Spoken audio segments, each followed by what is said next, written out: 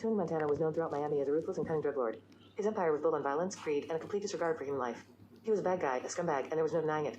But deep down, Tony had limits. He had a moral compass that he tried to maintain, even in the darkest corners of his criminal empire. In the beginning, Tony reveled in his power. He enjoyed the lavish lifestyle, the money, and the control he had over others. He didn't think twice about the lives he destroyed or the families he tore apart.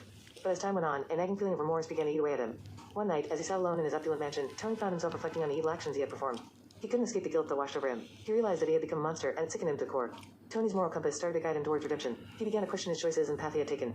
He saw the pain and suffering he had caused, and it weighed heavily on his conscience. He knew he had to make amends, even if it meant risking everything he had built. With newfound determination, Tony set out to right his wrongs. He started by reaching out to the families of those he had harmed. He offered financial support, education for their children, and even medical assistance for those who needed it. He wanted to give them a chance at a better life, a life free from the darkness he had brought upon them. As word spread of Tony's change of heart, his enemies grew suspicious. They saw his remorse as a weakness, an opportunity to strike.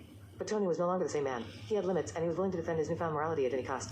The action escalated as rival cartels sought to take advantage of Tony's vulnerability. But Tony fought back with a ferocity that surprised even his closest allies. He refused to let his past define him, and he would not allow anyone to destroy the good he was trying to do. In the end, Tony's actions spoke louder than his reputation. He proved that even a bad guy, a scumbag, could have limits and strive to be a good guy. He may have been a criminal, but he was a criminal with a conscience. As the dust settled and Miami began to rebuild, Tony Montana's name became synonymous with redemption. His story served as a reminder that even in the darkest of times, there is always a glimmer of hope. And sometimes, it takes a bad guy to show the world what it truly means to be a good guy. Once upon a time in the bustling underwater city of Bikini Bottom, there lived two peculiar creatures named SpongeBob SquarePants and Squidward Tentacles. These two characters were known to be neutral, as their actions and intentions often varied depending on the episode. SpongeBob, in particular, had a tendency to sway between being a good-natured hero and a mischievous troublemaker. SpongeBob, with his infectious laughter and childlike enthusiasm, was a beloved figure in Bikini Bottom. He had a heart of gold and always aimed to spread joy and happiness to those around him. Whether it was flipping Krabby Patties at the Krusty Krab or embarking on wild adventures with his best friend Patrick Star, SpongeBob's intentions were always pure. However, his methods of achieving his goals were as diverse as the ocean itself. Sometimes, SpongeBob would don a suit and tie, adopting a calm and collected demeanor. He would approach situations with a level-headedness that surprised even his closest friends.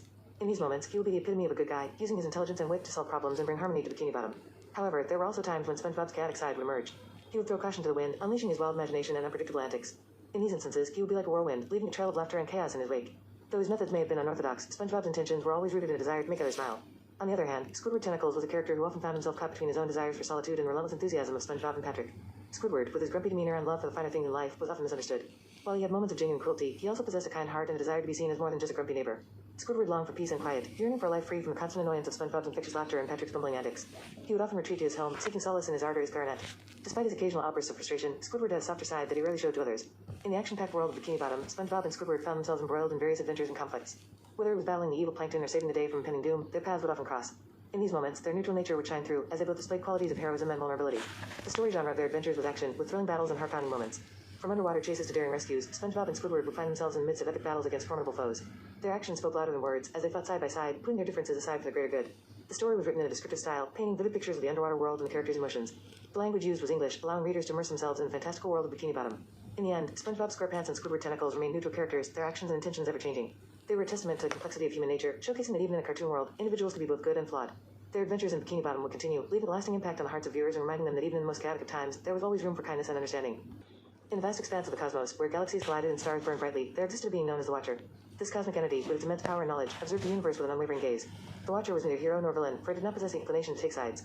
It was true neutral, existing solely to observe and understand. The Watcher's form was ethereal, a shimmering being of light that traversed galaxies effortlessly. Its eyes, glowing orbs of wisdom, saw all that unfolded in the universe. From the birth of stars to the fall of empires, the Watcher witnessed it all, never interfering or intervening. In a distant corner of the universe, a battle raged between two warring factions. Heroes clashed with villains, their powers shaking the very fabric of reality. The Watcher observed from a safe distance, its presence unnoticed by those embroiled in conflict. It did not take sides, for it understood that the balance of the universe relied on the ebb and flow of opposing forces. As the battle raged on, the Watcher's gaze fell upon a young hero, struggling against overwhelming odds. The hero fought valiantly, his determination unwavering. The Watcher's eyes narrowed, intrigued by the hero's unwavering spirit. He observed the hero's every move, analyzing his strengths and weaknesses. In the midst of the chaos, the hero found himself facing a powerful villain, a being of immense darkness. The villain's malevolence threatened to consume everything in its path. The hero, battered and bruised, refused to back down. With a surge of energy, he unleashed a devastating attack, striking the villain with all his might. The Watcher watched as the hero's attack connected, the villain reeling from the impact. But just as victory seemed within reach, the hero faltered. Exhaustion overcame him, and the villain seized the opportunity, launching a counterattack. The hero was thrown aside, defeated. The Watcher's eyes widened, its curiosity piqued. It had witnessed countless battles, but this hero's resilience had sparked something within the cosmic observer.